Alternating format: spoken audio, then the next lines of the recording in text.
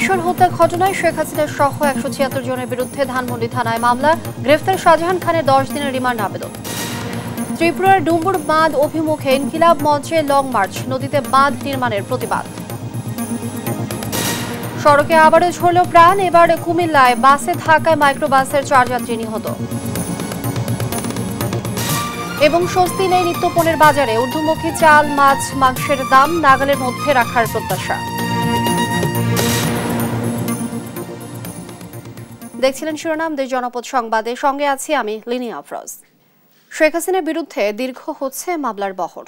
এবার মোতালিব নামে এক কিশোর হত্যা ঘটনায় শেখ হাসিনা, ওবায়দুল কাদের, আসাদুজ্জামান খান কামাল, শাহজাহান খান সহ ১৭৬ জনের বিরুদ্ধে ধানমন্ডি থানায় মামলা হয়েছে।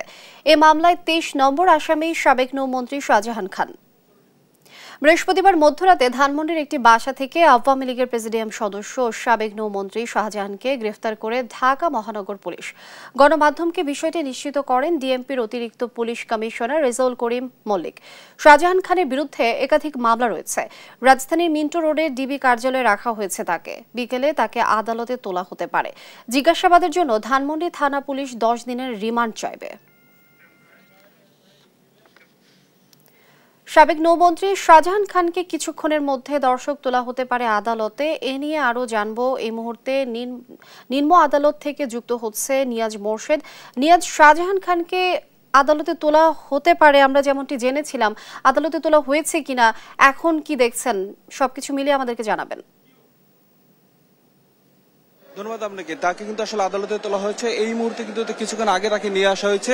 আপনি দেখতে পাচ্ছেন যে এই মুহূর্তে কিন্তু তাকে আসলে আদালতে নিয়ে যাওয়া হচ্ছে এবং আপনার বেশ আইন শৃঙ্খলা রক্ষাকারী বাহিনী তারা কিন্তু বেশ ঘিরে নিরাপত্তা সহ তাকে নিয়ে যাওয়া হচ্ছে এবং সেই সাথে কিন্তু সেনাবাহিনী রয়েছেন এবং ঠিক মাত্র ১৫ মিনিট আগে আর কি তাকে এখানে নিয়ে আসা হয়েছে আদালত প্রাঙ্গণে। এখন তাকে আসলে কোর্টে তোলা হবে এবং আপনার এরপরে যে আপনি যেটা বলছিলেন আসলে ১০ দিনের যে রিমান্ড, সেই ১০ দিনের কিন্তু রিমান্ড চাইবে আসলে পুলিশ। এবং আপনার ধানমন্ডিতে যে মোতালিব হত্যা হয়েছে এবং সেই মামলায় আসলে তাকে কালকে ঠিক বৃহস্পতিবার রাতে তাকে আসলে গ্রেপ্তার করা হয়েছে এবং তারপর আসলে তাকে ডিবি অফিসে নেওয়া হয়েছিল সকালবেলা এবং ঠিক মাত্র ১০ মিনিট আগে কিন্তু তাকে আসলে নিয়ে আসা হয়েছে এই সিএমএম কোর্টে এবং এখন কিন্তু আসলে তাকে আদালতে তোলা হচ্ছে এবং আমরা পূর্ব তথ্য অনুযায়ী যেটি জানি আসলে আপনার ১০ দিনের পুলিশ ১০ দিনের রিমান্ড চাইবে এই মামলায় এবং এই মামলায় কিন্তু আসলে ১ নম্বর আসামি করা হয়েছে শেখ হাসিনাকে, সাবেক প্রধানমন্ত্রী, এবং সেই সাথে কিন্তু তাকে কিন্তু করা হয়েছে ২৩ নম্বর আসামি। এবং আপনি দেখতে পাচ্ছেন যে আসলে এক ধরনের পুলিশি নিরাপত্তার মধ্যে দিয়ে কিন্তু তাকে আসলে আদালতে তোলা হচ্ছে এবং আপনার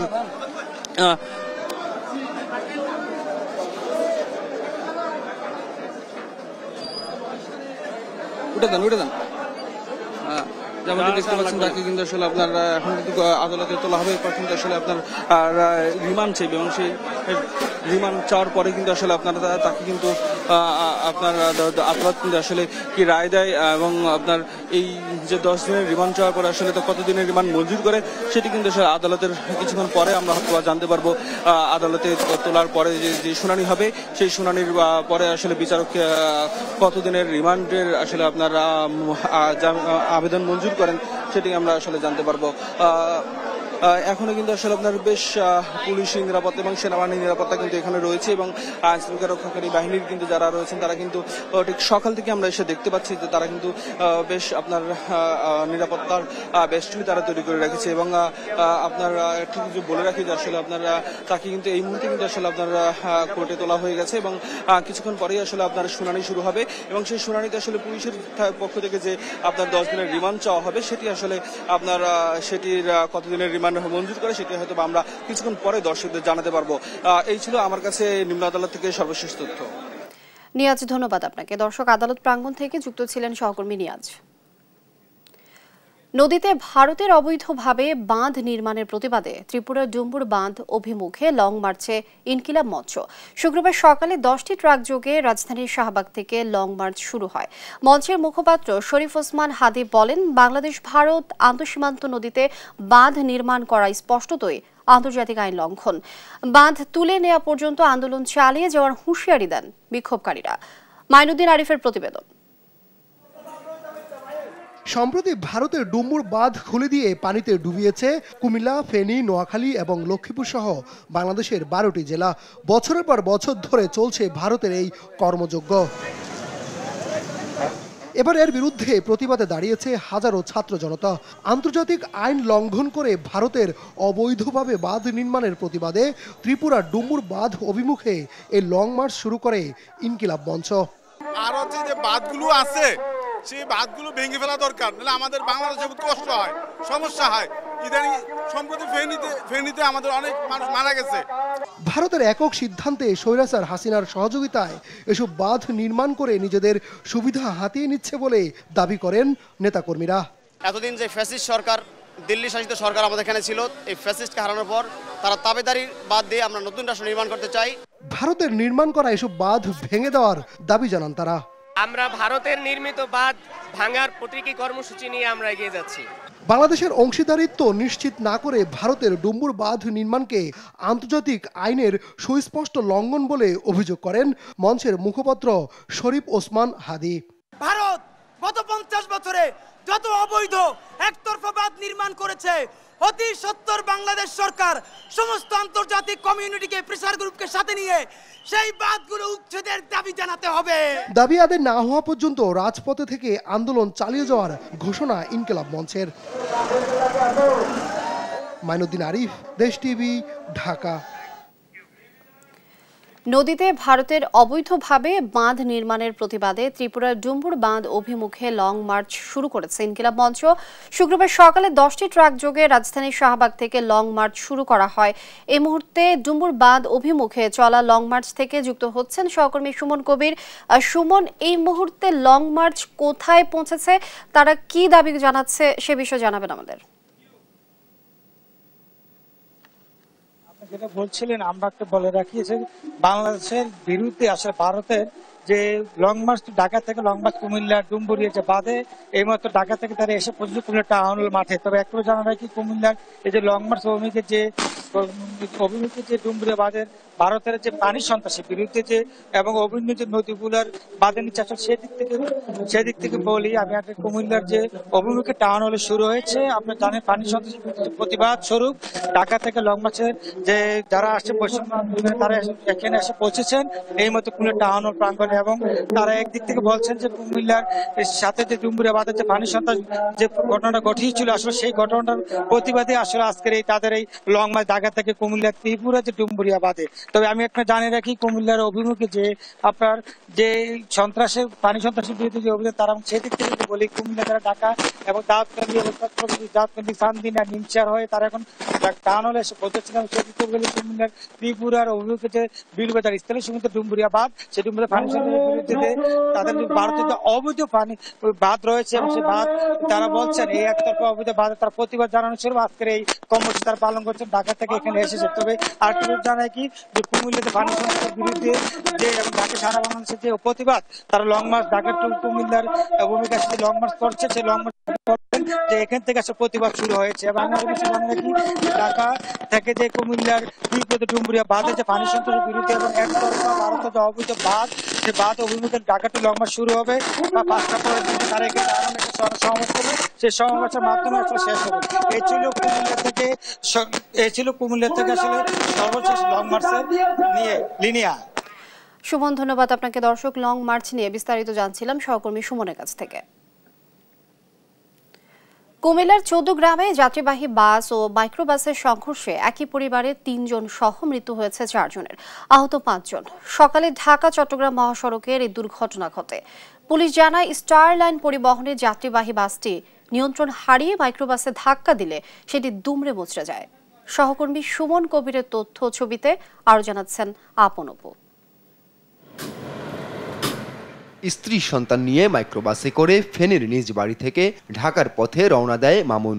মাঝপথে সেই যাত্রা থামিয়ে দেয় সড়ক দুর্ঘটনা। প্রাণ যায় মামুন, তার 5 মাস বয়সী ছেলে সাইমন, শাশুড়ি মাজেদা বেগম ও মাইক্রোবাস চালকের। আমার ভাই মামুন মারা গেছে, তার ছেলে মারা গেছে, তার শাশুড়ি মারা গেছে, তারপরে ড্রাইভার ভাই মারা গেছে, মোট 4 জন মারা গেছে। সকালে কুমিল্লার 14 গ্রামে এ দুর্ঘটনা ঘটে। মামুনদের বহনকারী মাইক্রোবাসটি ঢাকা চট্টগ্রাম মহাসড়কের নানকড়া এলাকায় পৌঁছালে স্টার লাইন পরিবহনের একটি বাস নিয়ন্ত্রণ হারিয়ে মাইক্রোবাসে ধাক্কা দেয়। দুমড়ে মুচড়ে যায় মাইক্রোবাসটি। আমাদের গাড়িতে যাত্রী ছিল 8 জন, আমাদের ড্রাইভার সহ 9 জন। যখন মিরাজ বাজার হাইওয়ে পুলিশ ফাঁড়ির সামনে আসে, সামনে একটা ট্রাক ছিল, ট্রাক থাকার কারণে আমাদের মাইক্রো নোহা গাড়িটা যখন ব্রেক করে, পিছন থেকে স্টার লাইন আসে, দ্রুতগমে স্টার লাইনটা আসে মারি দেওয়ার পরে গাড়িটা ওখানে ঘুরে যাওয়ার পরে অপোজিটে গাড়িটা আবার মারে। পুলিশ মাইক্রোবাস ও বাসটি জব্দ করেছে। ঘটনার পর থেকে পলাতক বাসটির চালক। আমরা এখন পর্যন্ত যেটা নিশ্চিত হয়েছে যে 4 জন মারা গেছে, এর মধ্যে 3 জন পুরুষ, 1 জন মহিলা। ঘটনাস্থল থেকে একটা স্টার লাইন পরিবহন আটক করে পরিবারের অনুরোধে ময়না তদন্ত ছাড়াই মরদেহ হস্তান্তর করা হয়। স্থানীয়দের অভিযোগ, এই পথে বেপরোয়া হয়ে উঠেছে স্টারলাইন পরিবহনের বাস। প্রায় দুর্ঘটনা ও প্রাণহানি ঘটছে এই বাসের বেপরোয়া গতির কারণে। নিউজ ডেস্ক, দেশ টিভি। দেখছেন দেশ জনপদ সংবাদ।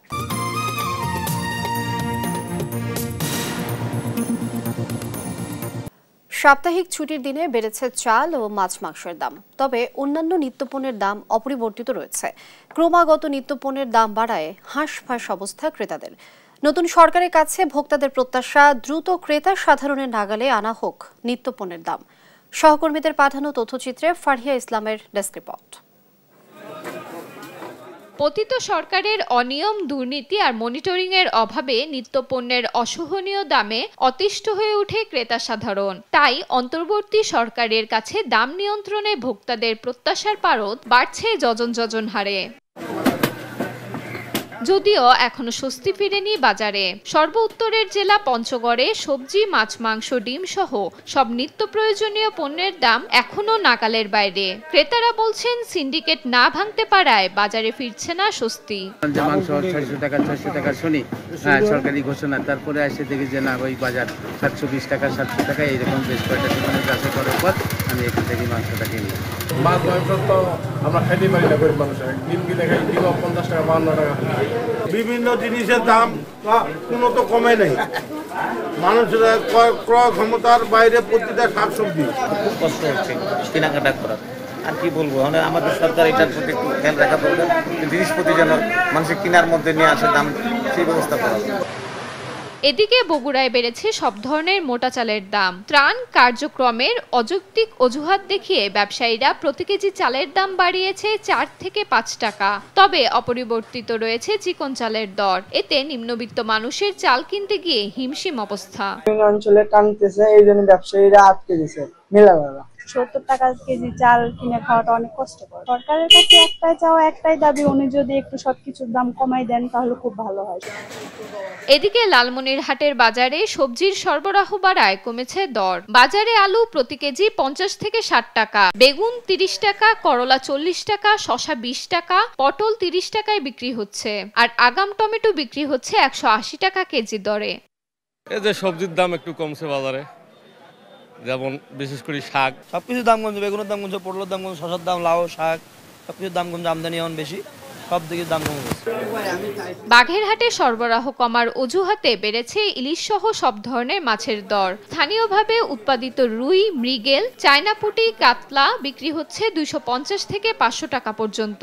মাছের মৌসুমেও দাম চড়া হয় ক্ষুব্ধ ক্রেতারা। ইলিশের মৌসুম, এই সময় ইলিশ মাছের দাম কম থাকার কথা, কিন্তু আমরা ইলিশ মাছের ধরে কাছেও যেতে পারছি না। ইলিশ মাছের প্রচুর দাম, মানে সাধারণ লোকের আয়ত্তের বাইরে, এগুলো খুবই কষ্টকর।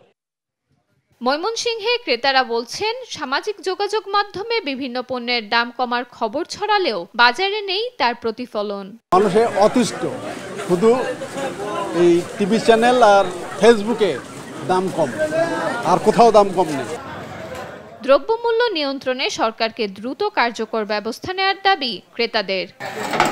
ফারিহা ইসলাম মিম, নিউজ ডেস্ক, দেশ টিভি। দেখছেন দেশ জনপদ সংবাদ।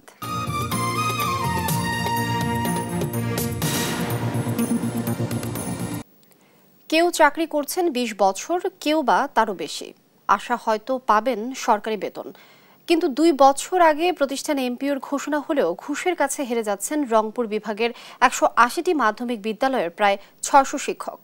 ঘুষ দিয়ে কর্মকর্তাদের খুশি করতে না পারায় নানা অজুহাতে মাসের পর মাস রিজেক্ট হচ্ছে বেতনের ফাইল। রংপুর থেকে মাহমুদ রকির ছবিতে রফিকুল ইসলামের প্রতিবেদন। দুঃখ, কষ্ট আর বেদনায় ভরা অসহায় শিক্ষকদের চোখের পানির চেয়ে যেন দাম বেশি ঘুষের অর্থের। তাদের অভিযোগ, টাকা দিতে না পারায় ফাইল নেড়ে চেড়ে রিজেক্ট করা হচ্ছে প্রতিনিয়ত। এমন চিত্র রংপুর মাধ্যমিক ও উচ্চ মাধ্যমিক শিক্ষা অফিসের। বলে যে আপনার সার্টিফিকেটটা পরে কেন, যে স্যার তখন তো এই বিষয়ই ছিল, তখনকার আমাদের প্রিফারেন্স আছে, মানে কাগজ আছে, সেইভাবে নিয়োগেও নেওয়া আছে, তারপরে ছাড়ে না। শিক্ষকরা জানান ২০০৫ সালের আগে পরে প্রতিষ্ঠিত যেসব বিদ্যালয়ে সরকারের সব শর্ত পূরণ করেছে, সেগুলো ২০২২ সালে এমপিও ভুক্তির নির্দেশনা দেয়া হয়। সরকারি সিদ্ধান্ত অনুযায়ী ২০১৩ থেকে ২০১৬ সাল পর্যন্ত নির্ধারিত সময় ধরে যাচাই বাছাই শেষে এমপিওভুক্ত করা হয় বিদ্যালয়গুলোকে। পরে শিক্ষক ও কর্মকর্তারা আবেদন করলে এমপিও ভুক্তি নিয়ে শুরু হয় নানা টালবাহানা। এমন অনেকেরই এমপিও ভুক্তি হয়েছে যারা শর্তই পূরণ করেননি বলে অভিযোগ করেন শিক্ষকরা। নির্ধারিত সব শর্ত পূরণ করেও ঘুষের টাকা না দেয় হয়রানির শিকার হচ্ছেন ৬০০ শিক্ষক। এ নিয়ে তারা একত্রিত হয়ে জানিয়েছেন প্রতিবাদও।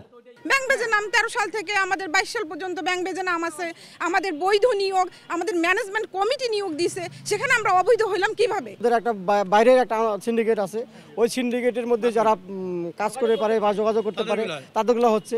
ক্ষুব্ধ শিক্ষকরা বলছেন, একই অফিসে প্রায় ১.৫ যুগ চাকরি করায় ঘুষ বাণিজ্য নিয়ন্ত্রণ করেন উপপরিচালকের ব্যক্তিগত কর্মকর্তা শহীদুল্লাহ। ভুক্তভোগীদের অভিযোগ, কাগজ যোগ্যতা যাই থাকুক, অর্থ পেলেই পার হয় ফাইল। ২.৫ লক্ষ টাকা দিলে তোমার এমপিও হবে, কিন্তু আমি ২.৫ লক্ষ টাকা সংগ্রহ করতেও পারি নাই, কিন্তু আমার এমপিওটা হয় নাই। কোনো সংশ্লিষ্টতা নেই এবং সরকারি নীতিতে অটল জানিয়ে বিষয়টি এড়িয়ে যান অভিযুক্ত আঞ্চলিক পরিচালক ও তার ব্যক্তিগত কর্মকর্তা।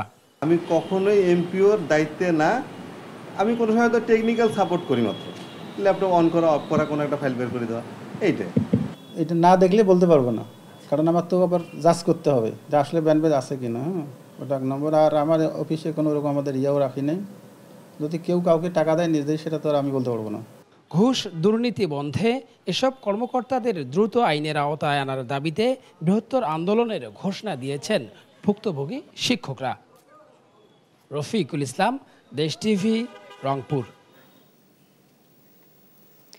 কক্সবাজারে যৌথ বাহিনীর অভিযানে দেশি বিদেশি অস্ত্রসহ ৮ জনকে আটক করা হয়েছে। বৃহস্পতিবার দিবাগত রাত ৩টার দিকে কক্সবাজার সদর উপজেলার পিএমখালী ইউনিয়নে অস্ত্র উদ্ধারের জন্য ২টি বাড়ি ঘেরাও করে। ৫ ঘন্টার এই অভিযানে বাড়ি দুটি থেকে ৩টি ১নলা বন্দুক, 2টি এলজি, 2টি ৯mm পিস্তল, 3টি পিস্তল ম্যাগাজিন, 9 রাউন্ড পিস্তল এমও, ৩৯টি কার্তুজ, 5টি দা, 1টি চেইন, 1টি চাইনিজ কুড়াল ও 2টি কিরিচ উদ্ধার করা হয়। আইনি প্রক্রিয়া শেষে আটককৃতদের বিরুদ্ধে মামলার প্রক্রিয়া চলছে বলে জানিয়েছে পুলিশ। উদ্ধার হওয়া অস্ত্রগুলো ব্যবহার করে আটককৃতরা কয়েক বছর ধরে হত্যাসহ সন্ত্রাসী কার্যক্রম চালিয়ে আসছে বলেও জানায় আইনশৃঙ্খলা রক্ষা বাহিনী।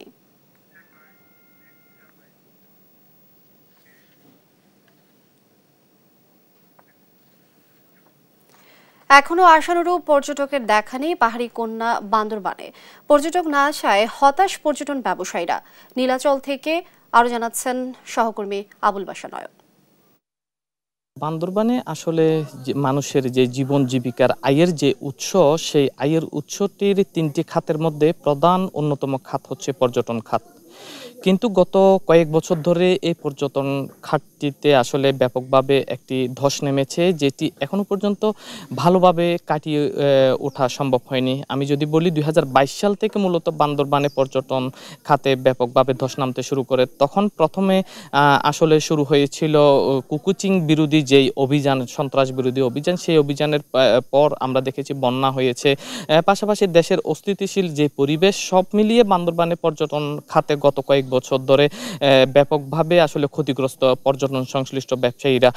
কিন্তু বর্তমানে আমরা দেখছি দেশের যে আইনশৃঙ্খলার উন্নতি হয়েছে, এই উন্নতির পর এখানকার যারা পর্যটন ব্যবসায়ী রয়েছে তারা যেটি মনে করছেন বান্দরবানের পর্যটন খাতটিও আসলে ঘুরে দাঁড়াবে, এখানকার আইনশৃঙ্খলার যে পরিস্থিতি সেটিও কেটে যাবে এমনটি প্রত্যাশা করেছেন পর্যটন সংশ্লিষ্ট ব্যবসায়ীরা। যেটি বলেছেন আসলে বান্দরবানের রুমা, রুয়াংছড়ি এবং থানচি 3টি উপজেলায় পর্যটকদের বিচরণের ক্ষেত্রে কিছু বিধিনিষেধ রয়েছে, যার কারণে বান্দরবানের পর্যটকরা আসতে আসলে ভয় পাচ্ছেন। সামনে শীত মৌসুম আসছে, এখন বর্ষা মৌসুমে পাহাড়ের প্রকৃতিটা আসলে নতুনভাবে সাজে। এই প্রকৃতি দেখার জন্য দেশের দূর দূরান্ত থেকে পর্যটকরা আসলে এই সময়টিতে ভিড় জমান। পর্যটন সংশ্লিষ্ট ব্যবসায়ীরা যেটি মনে করছেন আইনশৃঙ্খলার পরিস্থিতি যদি উন্নতি হয়, এখানকার যে পর্যটনের যে উন্নতি সেটি আসলে হবে বলে প্রত্যাশা করছেন। এই ছিল আমার কাছে বান্দরবানের পর্যটন থেকে সর্বশেষ। দর্শক, এ পর্যায়ে দেশ জনপদ সংবাদ শিরোনাম জানিয়ে দিচ্ছি আরো একবার।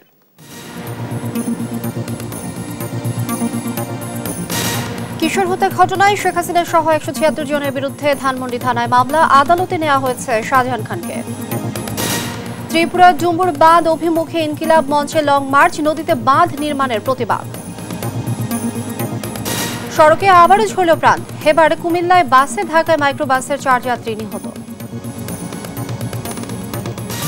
এবং স্বস্তি নেই নিত্যপণ্যের বাজারে, ঊর্ধ্বমুখী চাল, মাছ, মাংসের দাম নাগালের মধ্যে রাখার প্রত্যাশা।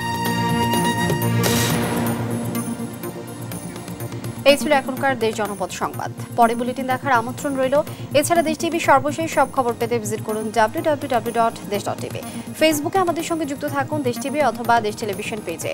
এছাড়াও সর্বশেষ সব ভিডিও পেতে ইউটিউবে আমাদের হ্যান্ডেল @দেশ টেলিভিশন অথবা @দেশ টিভি নিউজ লিখে সার্চ করুন। ধন্যবাদ সবাইকে।